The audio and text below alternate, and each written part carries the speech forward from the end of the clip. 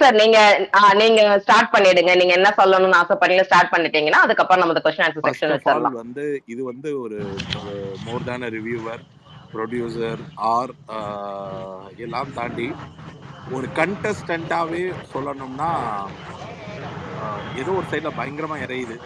என்ன சத்தம் background noise. Hello,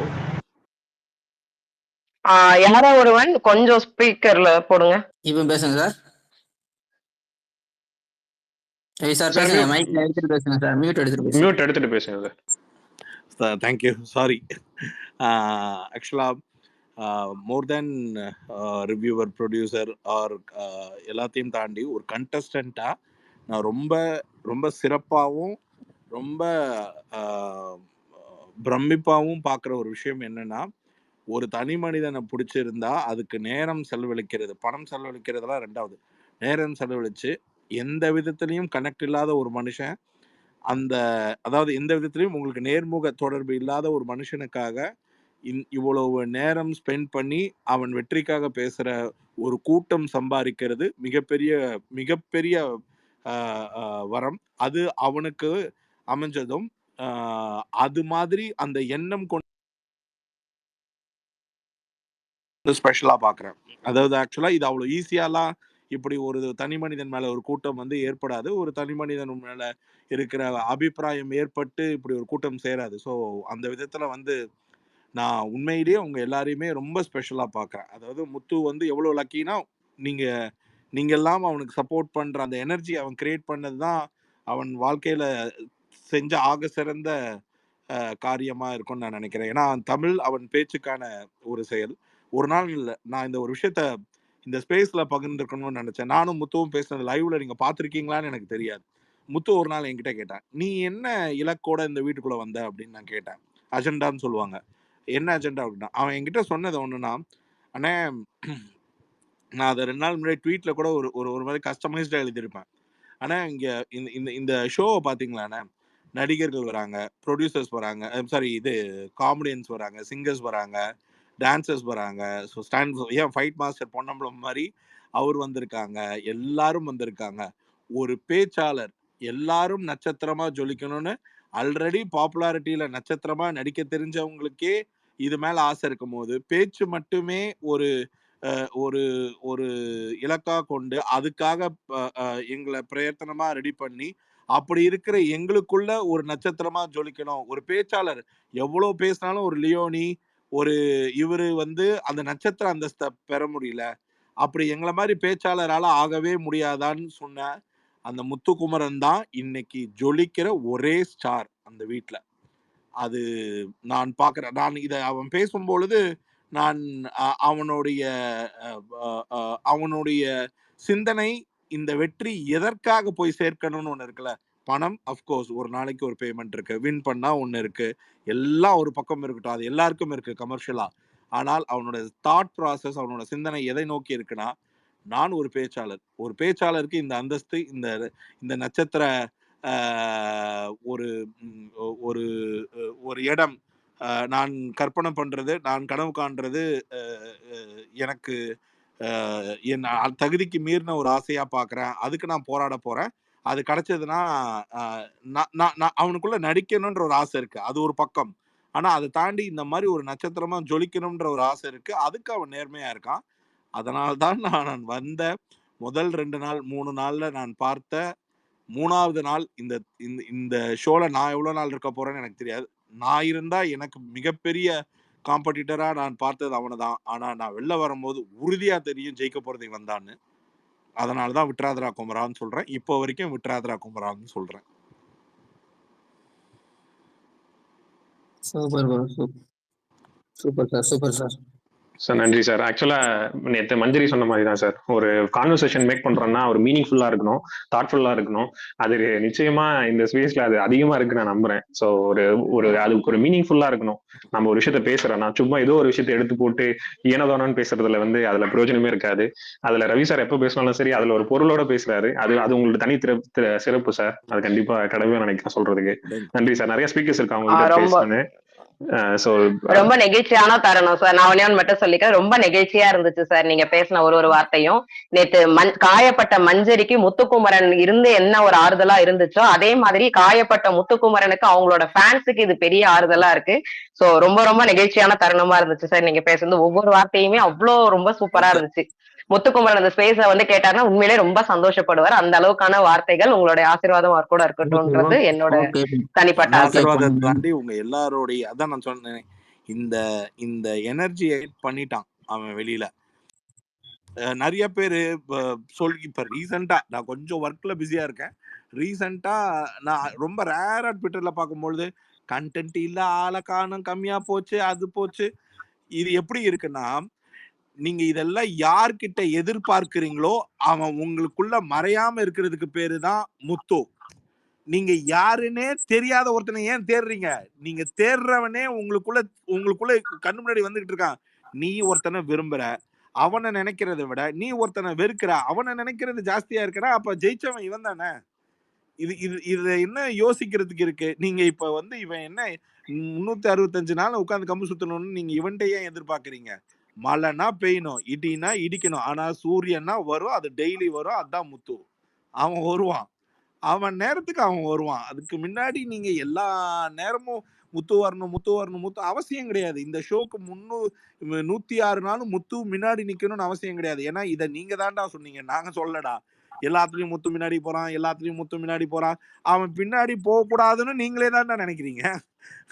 அப்படி இப்படி உள்ள இருக்கிறவனும் வெளில இருக்கிறவனும் ஒன்னாதான் நினைக்கிறோம். ஆனா சொல்ற விதம் தான் வேற வேற மாதிரி இருக்கு. முத்துவோட வாய்ஸே போயிடுச்சு, முத்துவை ஓரம் கட்டிட்டாங்க, அது இது. அதெல்லாம் அவன் ஆக்சுவலா என்னன்னா, ஒரு மனுஷன் இவ்வளவு ஹோம்ஒர்க் பண்ணி உள்ள நான் பார்த்ததே கிடையாது. அவனுடைய நொடி பொழுதுலையும் அவனுடைய பொழுதை எப்படி பொழுது போக்குறான்னா விளையாட்டுலதான் பொழுது போக்குறான். அவனை ஜெயிக்கிறது கஷ்டம். Super super sir, super sir. Akilan நீங்க பேசுங்க, ஹேண்ட் ரைஸ் பண்ணிருக்கீங்க. ஒவ்வொருத்தவங்களாம் கேள்வி கேட்டுட்டு அதுக்கப்புறம் லிசனருக்கு போயிருங்க. நிறைய ரிக்வெஸ்ட் கொடுத்துட்டு இருக்காங்க, அவங்களையும் அக்செப்ட் பண்ணணும், எல்லாருக்குமே வாய்ப்பு கொடுக்கணும். அகிலன் பேசுங்க. ஓகே, ஒரே நிமிஷம், ஒரே ஒரு செகண்ட். மேல ரமேஷ் போல இது போட்டிருக்காரு, கொஞ்சம் லைக் ஆக்டிவ் பண்ணி ஷேர் பண்ணி விட்டுருங்க. டிடிபி போட்டிருக்காரு. ஓகே ப்ரோ, அகிலன் பேசுங்க ப்ரோ. ஓகே, இன்னைக்கு ஏர்லி மார்னிங் மஞ்சரி சாச்சனா முத்து லைவ்ல பேசிட்டு இருப்பாங்க. ஆக்சுவலா நான் அதை பார்த்தேன். அவர் என்ன சொல்லுவார்னா, முத்து இந்த 2 வீக்ஸா நான் இவங்களை எக்ஸ்போஸ் பண்ற கேம் விளாடுனேன், இனி 60 days ஆயிடுச்சு, எனக்கு இந்த கேம் இதோட போதும், இதுக்கப்புறம் என் ஓன் கேமை நான் ஆட போறேன் அப்படின்னு சொல்லிட்டு கிளியரா சொல்லியிருப்பாரு. வெளியே இந்த ஹேட்டர்ஸ் எல்லாம் பேசினாங்களே அவரோட கேம் போயிடுச்சு, 2 வீக்கா அவர் எக்ஸ்போஸ் கேம் ஆடி இருந்தார். இப்போ இனிமேட்டு அவரோட கேம் ஆடுவாரு. அப்ப இவங்களுக்கு எல்லாருக்கும் தெரியும். ஆனா அந்த லைவ்ல அவர் பேசும்போது ஃபுல்லா கவனிச்சேன், அவ்வளவு சூப்பரா சொல்லியிருப்பாரு. இனிமேட்டு என் கேம் நீங்க பாப்பீங்கன்ட்டு மஞ்சரிக்கிட்டே முத்துக்கிட்டே சொன்னாரு, சாச்சனா கிட்டே.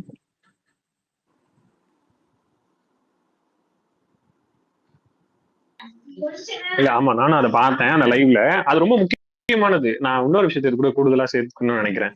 அதான் அந்த வீடியோ ஸ்ப்ரெட் ஆகல, எனக்கு அதுதான் கொஞ்சம் கஷ்டமா இருந்துச்சு. அது ஏன் ஒன்னும் ஸ்ப்ரெட் ஆகல அப்படின்ட்டு. இல்ல அது நான் அதை சொல்றேன், பதில் சொல்றேன். ஆக்சுவலா நிறைய கேள்விகள் இருந்தது. என்னன்னா மஞ்சரிக்காக முத்து போயிட்டு நிறைய இடத்துல நிக்கலன்னு சொல்லிட்டு சாச்சனாவும் ஒரு கேள்வி கேட்டிருப்பாங்க. முத்து அதுல அழகான ஒரு விஷயத்த சொல்லியிருப்பாரு.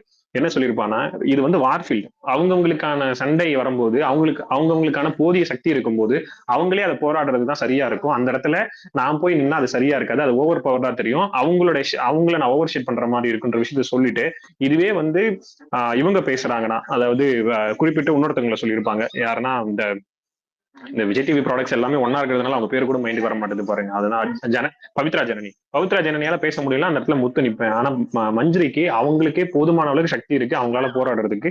அந்த இடத்துல நான் நிக்கணும்ன்ற என்னோட தேவை அங்க இல்ல. அதனால எல்லா இடத்துலயும் அவங்களுக்கு நான் நிக்கணும் அவசியம்ன்ற வார்த்தையை பயன்படுத்திருப்பேன். அது ரொம்ப ரொம்ப முக்கியமானது. நீங்க எல்லா இடத்துலயுமே போயிட்டு நீங்க நின்று அவங்க ஓவர் ஷேட் பண்ணீங்கன்னா நீங்க மட்டும்தான் தெரிவிங்க. ஆக்சுவலா அவர் நீங்க விளையாட விடுறாரு, விளையாடும் போது விளையாடுங்க, நீங்க ஸ்பேஸ் எடுத்துங்க. அவருக்கு நிச்சயமா தெரியுங்க உள்ள போன வைல்ட் கார்டு கண்டஸ்டன்ஸ் உள்ள இன்புட் இன்புட் கொடுத்தாங்க. நல்லாவே தெரியுது அவர் டாப்ல இருக்காருன்ற விஷயம் அவருக்கு நல்லாவே தெரியும், ஓட்ஸ் அதிகமா இருக்குன்னு சொல்லிட்டு. அவரே அவர் வாயில இருந்து சொல்றாரு, மக்கள் என்கிட்ட இருந்து நிறைய எதிர்பார்க்கறாங்கன்றது எனக்கே தெரியுதுன்றது நேற்று கான்வர்சேஷன்ல அவர் வந்து லைவ்ல சொல்லியிருப்பாரு, என்கிட்ட இருந்து எதிர்பார்க்கறாங்கன்னு சொல்லிட்டு. இவ்வளவு நாள் வந்து ரவி சார் சொன்ன மாதிரிதான் ஸ்டார்டிங்ல ஃபுல்லா வந்து என்ன முத்து மட்டும் தான் பேசுறான், முத்து மட்டும் தான் பேசுறாரு, இது யாரும் பேசல, முத்து மட்டும் தான் தெரிஞ்சுக்கிட்டே இருக்காரு சொல்லிட்டு ஹோஸ்ட் கொண்டு அவர் வாய் அடிச்சு முதல்ல உட்கார வச்சிருவாங்க. முத்து நீங்க பேசாதீங்க, உட்காருங்க, மத்தவங்க பேசுங்க அப்படின்னு சொல்லிட்டு. இப்ப இதே வெளியில இருக்கக்கூடிய நிறைய பாக்குறாங்கல்ல, இவங்க வந்து முத்து பேசுறதே கிடையாது, முத்து வந்து மிக்சர் ஆயிட்டாரு, அது ஆயிட்டாரு, இது ஆயிட்டாரு சொல்லிட்டு முயற்சி பண்ணிட்டு இருக்காங்கல்ல. இதே வாய் தான் முத்து மட்டும் தான் பேசுறாரு, ஓவரா பேசுறாரு அப்படி இப்படின்னு சொல்லி மீன் போட்டவங்க. அதுக்கப்புறம் திரும்ப இவங்களே உல்டாவா மாதிரி இவர் பேசவே இல்லைன்னு சொல்லி மீன் போடுறாங்க. அவர் தெளிவா ஆக்சுவலா உள்ள இருக்கக்கூடிய கண்டஸ்டன்ஸ் தாண்டி வெளியே இருக்கக்கூடிய ஆட்கள் கூட இவர் விளையாடிட்டு இருக்காரு. அது ரொம்ப சுவாரஸ்யமாவும் இருக்கு. நான் ரசிக்கிறேன் அந்த கேம். அப்படிதான் இருக்கணும். அவங்களுக்கான வாய்ப்பு அவரே அவர் சொன்ன மாதிரிதான் அவங்க எக்ஸ்போஸ் பண்ணிக்கிறாருன்னு சொல்லிட்டு அருண் அவரை தான் எக்ஸ்போஸ் பண்ணிக்கிட்டாரு. அருண் பேச வர்றாருன்னா திரும்ப அவரால் அக்ரெசிவா திரும்ப வந்து பேச முடியாதா? நிச்சயமா பேச முடியும். ஏன் பேசாம இருக்கிறாரு? ஏன்னா பேசுற பாயிண்ட் எல்லாமே ரொம்ப அபத்தமா இருக்கு. அவரே தான் எக்ஸ்போஸ் ஆகிட்டாரு. அருண் இல்லைன்னா என்ன இருப்பாரு? அந்த குடுவுக்குள்ளேயே ஒளிஞ்சுக்கிட்டு இருந்திருப்பாரு. நான் வந்து நல்லவன், நான் வந்து ஸ்வீட்டா இருப்பேன், அன்பா இருப்பேன் விஷயத்த பேசிட்டு இருப்பாரு. நேற்று லைவ்ல என்ன சொல்லிருப்பாரு முத்து? அருண் அவரா பேசி எக்ஸ்போஸ் ஆகிட்டாரு, அவர் நெகட்டிவ் ஷேட், அவரோட உண்மையான குணம் வந்து வெளியே தெரிய ஆரம்பிச்சுன்ற விஷயத்த முத்து அழகா சொல்லியிருப்பாரு. எக்ஸ்போசிங் கேம்ல பல விதம் இருக்குங்க. ரொம்ப ரொம்ப முக்கியமானது நம்ம எந்தெந்த வாரம் என்னென்ன மாதிரியான கேம் எடுக்கிறோம் அப்படின்னு சொல்லிட்டு. சோ நான் ரொம்ப இந்த கேமையும் நான் ரசிக்கிறேன், இதையும் நான் ரொம்ப ஆரோக்கியமா தான் பாக்குறேன். கண்டிப்பா. ஐ மீன் இதுல கூடுதலா இன்னொரு விஷயம், நிறைய பேர் வந்து மஞ்சரிக்காக ஏன் முத்து பேசலன்னு விவிதமா இத வந்து ஒரு ஆர்குமெண்ட்டுக்கு கொண்டு வர்ற எல்லாருடைய பாயிண்ட்டும் எப்படி இருக்குன்னா, முத்து மஞ்சுரிக்காக பேச நினைக்கிறது முத்துவோட பெர்ஸ்பெக்டிவ்ல எப்படி இருக்குன்னு யாரும் யோசிக்காம போறாங்க. முத்து இதைத்தான் விரும்பல. இதுதான் ட்ரையோன்னு சொல்லுவாங்க. இப்போ முத்து சாச்சனாக்காக பேசினாலோ மஞ்சுரிக்காக பேசினாலோ இன்னொரு சைட்ல இருந்து பார்க்கும்போது இவங்க ஒரு குரூப். முத்து தனித்து நிக்கிற ஆள் அப்படின்ற அந்த பிளேட்ல அவன் தெளிவா இருக்கான். ரெண்டாவது, ஒருத்தங்களுடைய அநியாயத்துக்கு குரல் கொடுத்தா போதும், அது ஒரு அணியா இருந்து குரல் கொடுக்கணும்ன்ற அவசியம் அவனுக்கு இல்லை. மஞ்சுரியால பேச முடியும்னு நல்லா தெரியும் முத்துவுக்கு. மஞ்சுரியால பேசவே முடியாத ஒரு அநியாயம் நடந்ததுன்னா அவன் குரல் கொடுக்கறது. ஏன்னா சமீப காலத்துல அருணுக்காக ஒரு குரல் கொடுக்கும் பொழுது அருண் வந்து முத்துக்கு வந்து மொக்க பண்ற மாதிரி ஜாக்லினோட ஜாக்லினா யாரோ ஒரு விஷயத்துல ஒரு மாதிரி கொஞ்சம் அப்ப அவன் என்ன பாடம் கத்திருந்திருப்பானா, எந்த ஒரு இடத்துலயும் தேவையில்லாம நம்மளை இன்வைட் பண்ணிக்க வேணாம். இன்வைட் பண்ற இடம் பேச முடியாத ஆளா இருந்தா நிச்சயம் உள்ள இறங்கி பேசிடலாம் அப்படின்றது. மஞ்சுரியால என்ன பண்ண முடியாதுன்னு என்னுடைய பார்வையில, முத்துவோடைய பார்வை என்னன்னா, மஞ்சுரி அவங்கள போட்டு துவச்சுக்கிட்டு இருக்கு, இதுக்கு என்ன மஞ்சுரிக்கு பேசுறதுக்கு ஒரு ஆள்? மஞ்சுரி ஒரு ஆள் இந்த வீட்டையே வேற மாதிரி போட்டு புரட்டி எடுத்துக்கிட்டு இருக்கு. Sense of talk, sense of reactions, sense of debate, ஆர்குமெண்ட்டுன்னு இருக்கு. இங்க பிரச்சனையே என்னன்னா, சத்தத்துக்கும் விவாதத்துக்கும் தான் சண்டை போயிட்டு இருக்கே தவிர, யார் விவாதமோ அதுல அறிவு சார்ந்த விவாதத்தை பார்த்துடலாம். எங்க சத்தமோ அங்க அறிவற்ற சத்தத்தை தான் கேட்க முடியும். ஒன்றும் பண்ண முடியாது. ஒரு அளவுக்கு மீறி சத்தத்துக்கு வேல்யூ இல்லைன்றது நேரம் வரும்போது தெரியும். விவாதத்துக்கு வேல்யூ இருக்கு, அது நேரம் வரும்போது தெரியும். கண்டிப்பா சார், நிச்சயமா. அதுக்கான ஒரு உறுதியா இது நான் எக்ஸாம்பிளா நான் சொல்றேன். இன்னைக்கு நிறைய பிரபலமான யூடியூப் சேனல்ல இருந்து எல்லாருமே அவங்கவுங்களா எப்படி எக்ஸ்போஸ் ஆயிருக்காங்கன்றதே வீடியோ நீங்க பாத்திருப்பீங்க. நான் பேர் சொல்ல விரும்பல. நிறைய யூடியூப் சேனல்ஸ் வந்து போட்டிருக்காங்க இப்படிலாம் அவங்க எக்ஸ்போஸ் ஆகிட்டாங்க, பண்ணிக்கிட்டாங்க அப்படின்றது. அது ரொம்ப முக்கியமானது. பாசிட்டிவ் ஷேட்லயே இப்படி ஒழிஞ்சு கியூட் அது இதுன்னு சொல்லி வந்து மக்களை ஏமாத்திட்டு இருந்த விஷயத்த அவங்கவுங்களா எக்ஸ்போஸ் ஆகிட்டாங்க. அது ரொம்ப முக்கியமானது. இது ரொம்ப ஆரோக்கியமான கேமா தான் நான் பாக்குறேன். அடுத்தடுத்து எதிர்காலங்கள் எப்படி போகுதுன்னு. அடுத்த ஸ்பீக்கர் வந்து ஹேண்ட் ரைஸ் பண்ணி பேசுங்க. என்ன பேர் எனக்கு தெரியல, யார் முன்னாடி வந்தீங்கன்னு. சோ ஹேண்ட் ரைஸ் பண்ணீங்கன்னா பேசுங்க. எம்எஸ் குமார் அதுக்கு முன்னாடி பேசுறதுக்கு முன்னாடி யாரோ ஒருவன் இருக்காரு, அவர் தான் இந்த சிடிபி தயாரிச்சாருன்ற விஷயத்தை வந்து அப்துல் சொன்னாரு. சோ வாழ்த்துக்கள் யாரோ ஒருவன், அருமையா இருக்கு நீங்க பண்ணது. சோ பாராட்டுக்கள் உங்களுக்கு. உங்களோட மீமுக்கும் சரி, மிக சிறந்த இங்க எல்லாருமே ஒரு மிகப்பெரிய ஃபேன்ஸ். நன்றி ப்ரோ, நன்றி ப்ரோ, ரொம்ப நன்றி. அந்த சிந்தனைக்காகவே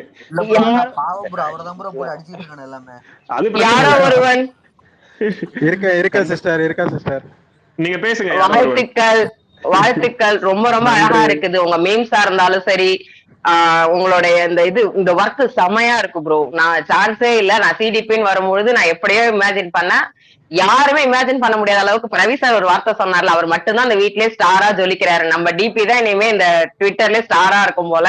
சோ அவ்வளவு அழகா இருக்கு பாக்குறதுக்கு. இப்ப நம்ம எல்லாரும் அதை காமன் டிபியா வச்சு அதை மேல ஏத்தின உடனே அவ்வளவு அழகா இருக்கு பாக்குறதுக்கு. உண்மையிலே இட்ஸ் வெரி நைஸ். நீங்க ரொம்ப ரொம்ப அழகான வேலைப்பாடு. ரொம்ப நன்றி சிஸ்டர், ரொம்ப நன்றி சிஸ்டர். Sorry to interrupt. இந்த டிபில இருக்கிற ஒரு ஒரு ஒரு பியூட்டி என்னன்னா, யார் டைட்டில் வின்னர், யாரு இது யாரு இருக்கலாம், இப்படி அவங்கவுங்க ஃபேன்ஸோ இல்லை அவங்கவுங்க குரூப் ஆஃப் பீப்புளோ போயிட்டு இருக்கும் போது இந்த டிபி எப்படி இருக்குன்னா, இந்த சேர் இருக்குல்ல, இந்த சேர்ல உட்கார்ந்துருக்கிற போஸ் 100 விஷயத்த கண்டுட்டு, இந்த இந்த சேர்ல அவன் உட்கார்ந்துருக்கிற போஸ் நீங்க வேற மாதிரி எப்படியாவது இருக்கலாம். அதுக்கு நீங்க அவன் உட்கார்ந்துருக்கிற ஒரு போஸ் உண்மையிலேயே இந்த போஸோ இல்லை அந்த சிங்கமோ அந்த சேரோ இதுக்கான மைலேஜ் என்னன்றது இந்த இந்த ஃபாலோடு டிபி வந்து ரீச் ஆகிற லெவல்லே தெரியும். இது வந்து நீங்க பாருங்களேன், வின்னிங் வரைக்கும் இந்த டிபியோட ரீச் வந்து பெருசா இருக்கும். இதுக்கு அவ்வளோ ஒரு ஐடியலா அது அவ்வளோ ஒரு கிறிஸ்ப் இருக்கு இதுக்கு. சார் ரொம்ப நன்றி சார். ரவி சார், உங்க வாயிலிருந்து வார்த்தை கேட்க ரொம்ப சந்தோஷமா இருக்கு. ரொம்ப நன்றி சார். நான் அதை பார்த்தோன்னே அப்துல் அம்சோன்னே பா ரசிக்கிறாங்க அப்படின்ற மாதிரி இருந்தது. இட்ஸ் வெரி நைஸ், சூப்பர், ரொம்ப ரொம்ப நல்லா இருக்கு. வீட்டுக்கு எப்ப சார் போவீங்க? Thank you sir, thank you sir. Sir வீட்டுக்கு எப்ப சார் திருப்பி போவீங்க? எனக்கு தெரிஞ்சு அதான் ஒரு கடைசியா ஒண்ணு வரும்ல, லலலா லா அது எல்லாரும் இந்த பொங்கல் டைம்ல அனுப்புவாங்கல்ல, அப்பதான் நினைக்கிறேன். இல்ல சார், அவார்டு கொடுக்க உங்களை அனுப்பிச்சா இன்னும் கொஞ்சம் சூப்பரா சார். 3rd சீசன் முடிய உள்ள அனுப்பாங்களா ஆளுங்க?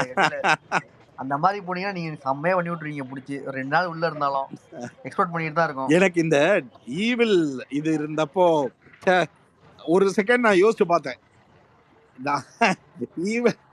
நம்ம ஈவலா இருந்தா என்ன இருந்திருக்கோம் அப்படின்னு. Very excited. நான் எனக்கு ஒரே கண்டஸ்டன்ட் ரஞ்சித் தான், அவரை மட்டும் சூஸ் பண்ணிட்டு உட்கார்ந்துருப்பேன். சார் ஆக்சுவலா நீங்க இந்த இது வரைக்கும் இந்த 8 சீசன் பிபியோட ஹிஸ்டரியிலே வெளியே வந்த பிறகு ஒண்ணு நீங்க பண்ணீங்கல்ல, ப்ரிடிக்ட் பண்ணி அடுத்து என்ன நடக்க போகுதுன்ற விஷயத்த சொல்லி ஆடியன்ஸையும் வந்து சுவாரஸ்யப்படுத்தி அங்க உள்ள என்ன அடுத்து இவங்க எப்படி பேசுவாங்க பாருங்கன்ற விஷயத்தையும் சொல்லி, உண்மையிலேயே சார் அந்த ஒரு வாரத்துல நீங்க வந்து அந்த பிராங்கை விட எல்லாமே தாண்டி அது மிகப்பெரிய ஹைலைட் சார். 8 சீசன்ல யாருமே பண்ணாத வெளியான ஒரு கண்டஸ்டன்ட் வந்து அந்த அளவுக்கு பண்ணது, அது நிச்சயமா அது பயங்கரமா நிக்கும். அந்த மாதிரி நீங்க ஒரு நாள் உள்ள போனாலும் நிச்சயமா தெரிக்க விட்டு வாங்க. நீங்க லாலா பாட போனாலுமே.